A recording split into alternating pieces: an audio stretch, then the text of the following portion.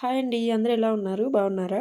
ఈరోజు మన షార్ట్ వీడియోలో ఈవినింగ్ స్నాక్‌గా ఈజీగా చేసుకునే తోటకూర పకోడీనైతే చేసి చూపించబోతున్నాను. వింటర్ వచ్చేసింది కదండీ! ఈవినింగ్ టైంలో ఏదో ఒకటి హాట్‌గా తినాలనిపిస్తుంది. అలాంటప్పుడు ఈ పకోడీ చేసుకోండి. చాలా హెల్తీగా అలానే టేస్టీగా కూడా ఉంటుంది. మీరు కూడా ఒకసారి ట్రై చేయండి. మరి ఈ తోటకూర పకోడీని ఎలా చేయాలో చూసేద్దామా? దీనికోసం ముందుగా మన మెయిన్ ఇంగ్రీడియంట్ అయిన తోటకూరని 2 కప్పులు తీసుకున్నాను. అలానే తరిగి పెట్టుకున్న ఉల్లిపాయ, పచ్చిమిర్చి, అల్లం, కరివేపాకును కూడా తీసుకుని ఇవన్నీ కలిపి మిక్సింగ్ బౌల్‌లో వేసుకోవాలి. మిక్సింగ్ బౌల్‌లో వేసిన తర్వాత విధంగా కలుపుకుంటే ఆనియన్లో ఉన్న వాటర్ బయటకు వస్తుంది. ఇలా కలుపుకున్న తర్వాత కొంచెం సోంపు గింజలు, వాము, టేస్ట్కి సరిపడా సాల్ట్, 4 స్పూన్లు శనగపిండి, ఒక 2 స్పూన్లు బియ్యపిండి వేసుకుని కలుపుకోవాలి. ఇందులో వేసి శనగపిండి బియ్యపిండికి క్వాంటిటీ లేదండి, మనకు కావాల్సినంత కలుపుకోవాలి. నాకైతే ముందుగా వేసిన శనగపిండి సరిపోలేదండి. మరలా ఒక 2 స్పూన్లు శనగపిండి, ఇంకో స్పూన్ బియ్యపిండి వేసుకుని అవసరమైతేనే కొంచెం వాటర్ వేసుకుని ఈ విధంగా గట్టిగా కలుపుకోవాలి.